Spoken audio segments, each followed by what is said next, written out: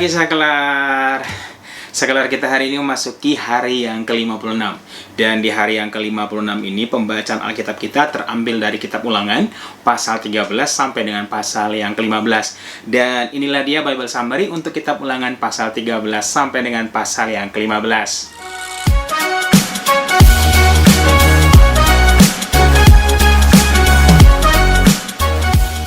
Pada kitab Ulangan pasal yang 13 dengan judul perikop peringatan terhadap penyembahan berhala dan ibadah yang sesat.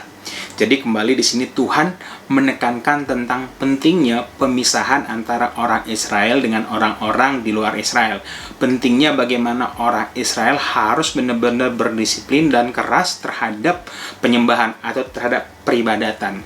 Di sini diceritakan bagaimana apabila di antara orang Israel muncul seorang nabi atau seorang pemimpi yang menubuatkan atau menunjukkan satu buah mujizat, dan mujizat itu yang sungguh terjadi, tetapi apabila nabi tersebut membawa orang Israel menjauh daripada Tuhan dan menyembah ilah lain, maka orang Israel harus menghukum mati nabi tersebut. Begitu juga apabila di antara orang Israel, entah itu ayahnya, entah itu ibunya, saudaranya laki-laki, saudara perempuan, sahabat karibnya, apabila di antara mereka ada yang mengajak seseorang untuk menyesatkan mereka menjauh daripada Tuhan, Tuhan dengan tegas mengatakan bahwa siapapun itu, walaupun itu keluarga sendiri, walaupun itu teman karib sendiri, dengan tegas Tuhan mengatakan bahwa orang tersebut harus dihukum mati. Bahkan orang yang dibujuk ini harus mengambil langkah pertama untuk melemparinya. Begitu juga apabila di tanah Israel, di perkotaan salah satu kota yang ada di Israel, apabila di sana terdapat orang-orang yang dursila atau orang-orang yang jahat yang mengajak penduduk itu menyembah Allah lain, dan setelah diadakan penyelidikan ternyata yang betul bahwa di kota itu terjadi penyembahan berhala, penyembahan Allah lain, maka orang Israel harus membinasakan kota tersebut. Bahkan tidak boleh diambil barang jarahan. Jadi segala sesuatu harta benda mereka harus dikumpulkan dan dibakar supaya meredakan amarah Tuhan. Jadi benar-benar orang Israel harus menjauhkan diri dengan segala sesuatu yang berhubungan dengan berhala. Kemudian di kitab Ulangan pasal ke-14 dengan judul perikop cara berkabung yang dilarang. Jadi di sini Tuhan kembali mengingatkan bahwa Israel itu adalah umat pilihan Tuhan, adalah umat yang kudus. Oleh karena itu, ketika mereka berkabung, mereka tidak boleh berkabung seperti bangsa-bangsa lain. Oleh karena itu, orang Israel ketika berkabung tidak boleh melukai dirinya dengan menoreh-noreh atau mencukur rambut bagian atasnya, karena cara-cara ini digunakan oleh bangsa-bangsa lain ketika mereka berkabung, dan ini sama sekali terlarang bagi orang Israel. Kemudian masih di pasal 14 dengan judul perikop binatang yang haram dan tidak haram. Kembali di sini Musa meriwayatkan atau merimain kembali kepada orang Israel binatang-binatang apa aja yang haram dan yang tidak haram bagi orang Israel. Adapun binatang-binatang yang boleh dimakan atau halal bagi orang Israel adalah binatang yang berkaki 4, berkuku belah, dan memamah biak. Dicontohkan antara lain ada lembu, sapi, domba, kambing, dan lain-lain. Tetapi binatang-binatang yang memamah biak, berkaki 4 tapi tidak berkuku belah, maka itu menjadi haram bagi orang Israel. Dicontohkannya itu ada unta, marmut, kelinci, dan lain-lain. Begitu juga untuk binatang-binatang yang berkeriap atau yang ada di air. Segala binatang yang bersirip dan bersisik itu halal bagi orang Israel. Tetapi segala binatang yang tidak bersirip dan bersisik itu haram bagi orang Israel. Begitu juga terhadap burung-burung. Di sini dijelaskan burung-burung yang haram itu bagi orang Israel seperti elang, raja wali, burung unta, burung ranggung, dan ada beberapa burung yang lainnya. Kalau tidak salah, burung yang halal itu buat orang Israel itu cuma perkutut sama merpati, ya. Tapi nanti kita bisa pelajari lebih lanjut.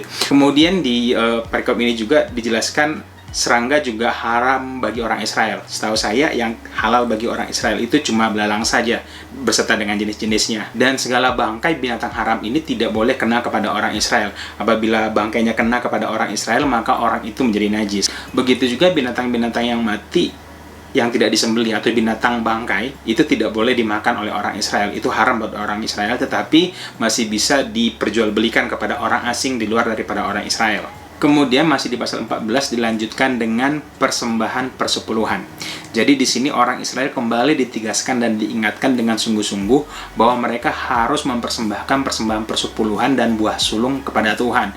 Persembahan persepuluhan itu baik daripada hasil bumi seperti gandum, minyak, anggur, lembu dan sapi, segala sesuatunya itu harus dipersembahkan persepuluhannya kepada Tuhan. Tetapi apabila letak tempat untuk menyembahkan atau memberikan persepuluhan itu cukup jauh, orang Israel boleh menguangkannya dan membawa uang tersebut itu ke tempat di mana Tuhan telah menetapkan bahwa orang Israel akan mempersembahkan persembahan di situ dan boleh menikmati persembahan persepuluhan mereka di situ. Dan persepuluhan ini juga mereka harus berikan kepada orang Lewi dan juga boleh kepada orang-orang yang kekurangan seperti yatim piatu, janda, dan juga orang asing.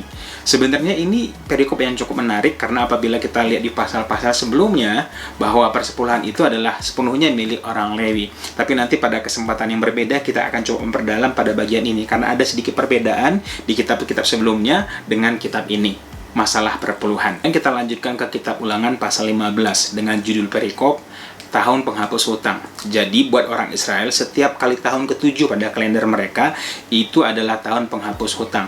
Oleh karena itu apabila orang Israel memiliki piutang kepada sesama mereka orang Israel, maka utang itu dianggap lunas otomatis. Jadi tidak boleh ditagih lagi.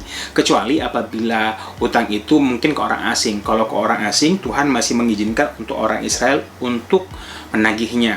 Dan hal ini harus menjadi ketetapan buat orang Israel supaya orang Israel diberkati Tuhan, supaya jangan ada orang susah di antara orang Israel. Dan Tuhan juga menjanjikan bahwa bangsa Israel akan diberkati di mana mereka tidak akan kekurangan, di mana mereka tidak akan meminjam tapi meminjamkan kepada orang lain. Di mana Tuhan memberkati orang Israel sehingga orang Israel menguasai bangsa lain tapi bangsa Israel tidak dikuasai oleh bangsa lain. Dan juga kembali di sini Tuhan tegaskan apabila terjadi sebuah kejadian ada di antara orang Israel yang kesusahan dan ada orang Israel yang berkecukupan dan itu menjelang tahun yang ke-7, maka orang Israel yang berkecukupan itu tidak boleh menahannya, harus tetap memberikan pinjaman dengan limpahnya.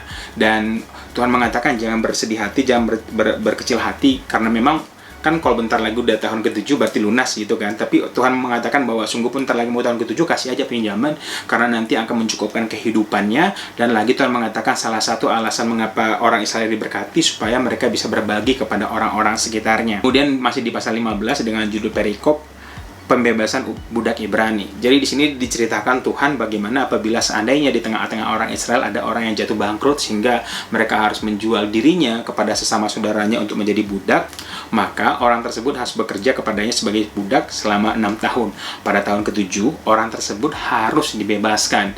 Dan ketika mereka dibebaskan, dia tidak boleh bebas dengan tangan hampa, tetapi harus diperlengkapi dengan pemberian yang melimpah. Jadi ini mereminder Tuhan. Jadi ini Tuhan mereminder kepada orang Israel bagaimana dulu keadaan mereka waktu di Mesir. Perlakuannya sama baik itu terhadap budak perempuan atau budak laki-laki. Tetapi apabila ternyata si budak orang Ibrani ini memang tidak mau karena dia mengasihi tuannya, keadaannya dicukupkan selama dia menjadi budak di situ, maka tuannya harus menindik telinga daripada si budak ini di tiang pintu. Dengan demikian maka orang tersebut akan menjadi budaknya seumur hidupnya atau mengabdi kepada tuannya seumur hidupnya. Sungguh pun dia orang Ibrani. Kemudian masih di pasal 15 dengan judul perikop anak sulung ternak. Dan kembali Tuhan di sini menegaskan bahwa segala anak sulung yang ada pada hewan itu adalah milik Tuhan. Orang Israel harus mempersembahkannya kepada Tuhan dan dagingnya dimakan. Tetapi apabila anak sulung daripada hewan tersebut ternyata bercacat, itu tidak boleh dipersembahkan kepada Tuhan, tetapi masih bisa dikonsumsi sebagaimana mestinya. So, itulah dia Bible Summary untuk kitab Ulangan pasal 13 sampai dengan pasal 15. Dan sekarang saatnya kita masuk ke dalam renungan kita hari ini.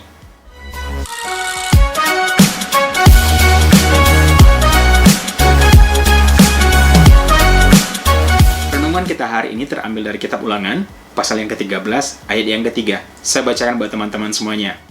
Maka janganlah engkau mendengarkan perkataan nabi atau pemimpi itu, sebab Tuhan Allahmu mencoba kamu untuk mengetahui apakah kamu sungguh-sungguh mengasihi Tuhan Allahmu dengan segenap hatimu dan dengan segenap jiwamu. Nats yang barusan kita baca terambil dari kitab Ulangan 13 dengan judul perikop peringatan terhadap penyembah berhala dan ibadah yang sesat. Jadi sekali lagi yang kita lihat di sini betapa Tuhan itu sangat disiplin, sangat keras masalah penyembahan berhala. Oleh karena itu orang Israel harus benar-benar berpegang pada ketetapan firman Tuhan sepenuhnya. Kalau kita baca di pasal 13 ini secara keseluruhan, Tuhan itu berbicara tentang 3 oknum yang berpotensi untuk menyesatkan. Yang pertama ini Tuhan menuliskan nabi. Nabi yang di sini itu mungkin bisa kita gambarkan sebagai pemimpin rohani Tapi bukan cuma sembarang nabi, bahkan apabila nabi ini melakukan sebuah mujizat dan mujizat itu terjadi, tetapi apabila nabi ini tidak sesuai dengan kebenaran firman Tuhan, membawa orang Israel menjauh dari firman Tuhan, maka nabi ini tidak saja tidak boleh diikuti, tetapi harus dihukum mati. Jadi Tuhan mau orang Israel itu lebih taat kepada Tuhan daripada tanda mujizat. Tuhan mau orang Israel itu lebih takut kepada Tuhan daripada sekedar pemimpin rohani. Begitu juga apabila kita lihat cek berikutnya, dan kalau kita cek pada golongan berikutnya Tuhan itu mengatakan apabila ibumu, saudaramu laki-laki, saudara perempuan, sahabat karibmu, ya. Jadi orang-orang yang dekat dengan kita, orang-orang yang kita kasihi, orang-orang yang kita nyaman bersama dengan mereka, tetapi apabila orang-orang ini membawa kita jauh daripada Tuhan, bahkan membawa kita untuk menyembah berhala, menyembah Allah lain, maka Tuhan mengatakan memang nggak kejam gitu. Tuhan mengatakan bahwa orang ini harus dihukum mati juga. Bahkan kita menjadi orang pertama untuk mengeksekusinya. Jadi di sini orang Israel ditekankan oleh Tuhan bahwa lebih daripada hubungan yang mereka miliki, ya, Tuhan itu menjadi Tuhan lebih daripada hubungan, lebih daripada kekeluargaan. Tuhan harus menjadi nomor satu. Dan apabila kita cek pada golongan berikutnya, Tuhan mengatakan apabila di sebuah kota, ya, ada orang durusila di sana sehingga menyesatkan satu kota, sehingga ternyata setelah diselidiki satu kota itu sesat, maka orang Israel harus memerangi kota itu. Ini mungkin berbicara tentang zona nyaman, karena kota yang lain begitu kan, apabila orang Israel ingin menghancurkannya pasti terjadi peperangan dong. Artinya orang Israel harus keluar dari zona nyamannya, dan orang Israel harus menghabiskan kota tersebut, bahkan kota tersebut menjadi kota yang dikutuk, tidak boleh didirikan lagi. Jadi ada 3 aspek yang kita lihat di sini, bahwa penyesatan itu bisa terjadi dari 3 hal. Penyesatan bisa terjadi dari pihak pemimpin rohani kita, penyesatan bisa terjadi dari saudara-saudara kita, orang-orang yang dekat dengan kita, penyesatan bisa terjadi dari tempat orang lain atau di luar daripada jangkauan zona nyaman kita. Tapi 3 area ini harus dihancurkan, harus memisahkan diri dari mereka. Kalau memisahkan diri masih mending, tapi di sini ada tindakan action di mana mereka harus dihancurkan. Dan ini menjadi sebuah ketetapan supaya orang Israel tetap dalam perlindungan Tuhan, supaya orang Israel tetap bisa menikmati berkat-berkat Tuhan, supaya orang Israel tidak dimurkai oleh Tuhan. Jadi Tuhan benar-benar itu masalah penyembahan, masalah ibadah itu sangat strict kepada orang Israel. So, apa refleksi yang bisa kita tangkap pada hari ini? Sekali lagi sebenarnya refleksinya sangat percis. Dalam kekristenan kita harus pegang sungguh-sungguh namanya Alkitab. Saya selalu bilang di Saklar bahwa standar kerohanian yang paling tinggi Alkitab. Kenapa? Karena di sini diceritakan bahwa nabi pun bisa menyesatkan. Dan di sini kalau kita baca, nabi yang bikin mujizat. Jadi gini, kekristenan kita itu harus lebih matang. Kekristenan kita itu harus bersandar kepada kebenaran firman Tuhan, bukan kepada figur pemimpin rohani. Sungguh pun memang kita harus menghormati pemimpin rohani, tapi kekristenan kita tidak bersandar kepada figur seseorang, tapi pada kebenaran firman Tuhan. Tidak bersandar pada kuasa mujizat, walaupun mujizat dan kuasa itu kita butuhkan, tapi kerohanian kita harus bersandar pada kebenaran firman Tuhan. Bahwa kekristenan kita juga harus bersandar kepada kebenaran firman Tuhan lebih daripada hubungan, ya. Karena seringkali kita tanpa sadar disesatkan karena kita nggak enakan sama orang, terus kita bikin kesalahan, kita masuk dalam dosa karena untuk jaga perasaan. Di sini Tuhan mengatakan no excuse. Kalau misalnya orang itu bawa kamu kepada pergaulan yang salah, kalau orang itu bawa kamu menjauh daripada Tuhan, ya memang harus memisahkan diri, memutuskan hubungan, ya. Karena ini zaman now, kita nggak mungkin bunuh orang lain, karena itu dosa juga, gitu. Tapi firman Tuhan pada hari ini mengatakan bahwa ya jangan bergaul dengan orang-orang yang menyesatkan kamu. Sungguh pun resikonya mungkin kamu akan kehilangan orang yang menerima kamu, orang yang nyaman dengan kamu. Terus yang ketiga adalah berbicara tentang kota lain yang dimusnahkan. Mungkin pada zaman now ya kita harus memberanikan diri untuk berani menegur orang lain yang bersalah, ya.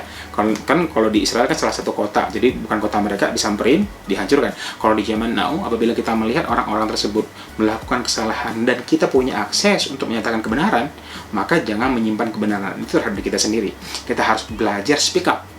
apapun nanti resikonya, entah kita dimusuhi, entah terjadi pertengkaran segala macam. Tetapi memang sekali lagi menyampaikan segala sesuatu harus dengan hikmat, karena kita memang anak-anak Tuhan yang Tuhan berikan juga hikmat, pengetahuan bagaimana bicara yang baik terhadap orang-orang lain. So, sampai ketemu besok di Saklar hari yang ke-57. Tetap semangat baca Alkitabnya. Baca Alkitab itu harus secara utuh dan menyeluruh. Tuhan Yesus memberkati. Dadah.